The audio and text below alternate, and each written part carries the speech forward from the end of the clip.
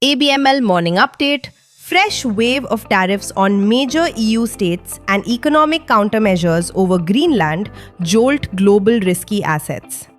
Global markets. US markets ended marginally lower on Friday, closing a subdued session. The S&P 500 ended just below the flatline, slipping 0.06%. The Nasdaq Composite inched down 0.06%, and the Dow Jones fell 0.17%.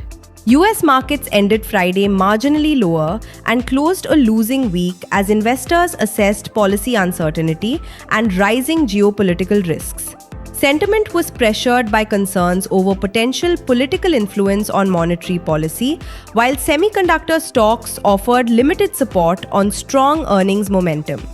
Banking stocks underperformed despite solid results amid worries over possible caps on credit card interest rates, keeping overall market tone cautious.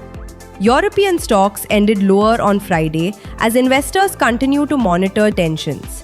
The Pan-European Stock 600 finished the session 0.1% lower, with major bourses and most sectors mixed. Broader sentiment found some support from the semiconductor sector, but caution persisted due to geopolitical tensions linked to Greenland and Iran. Domestic market. Indian equity indices ended on a positive note on January 16th. At close, the Sensex was up 0.23% at 83,570 and the Nifty was down 0.11% at 25,694. GIFT Nifty trades lower by 152 points at 25,591, signaling a negative start to the trading session. India's export momentum moderated in December after hitting a 41-month high in November as higher tariffs weighed on shipments. Overall goods exports rose 1.9% month-on-month to about $38.5 billion in December, compared with 19.4% growth in November. The goods trade deficit narrowed to $20.6 billion from $26.0 billion a year ago.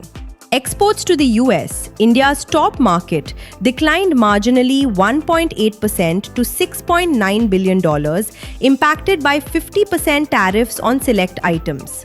Despite this, cumulative exports showed resilience due to diversification toward West Asia, Europe, Africa, and East Asia. Electronics and pharmaceuticals led merchandise exports, while engineering goods also remained supportive.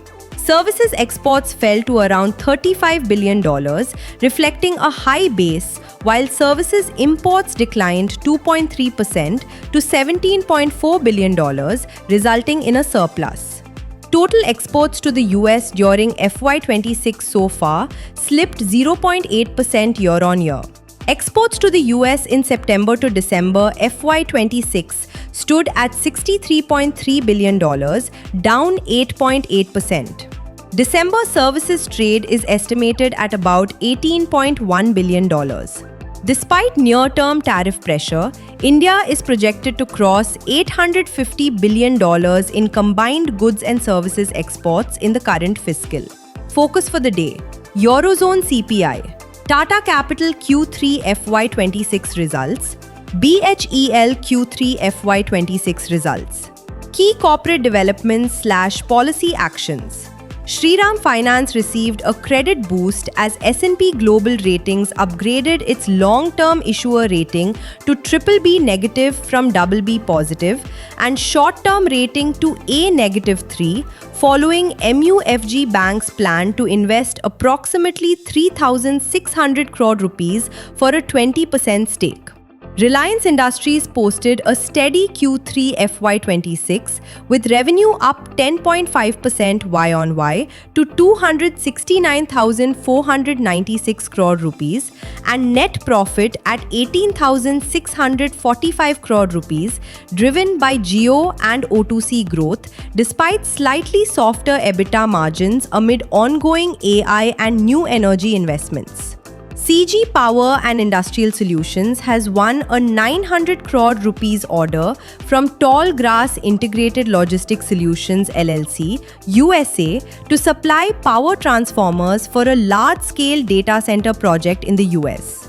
HDFC Bank delivered a strong Q3 FY26 with revenue of 45,865 crore rupees and PAT of 18,653 crore rupees plus 11% Y-on-Y, beating estimates on stable NIMs, strong fee income and lower provisions.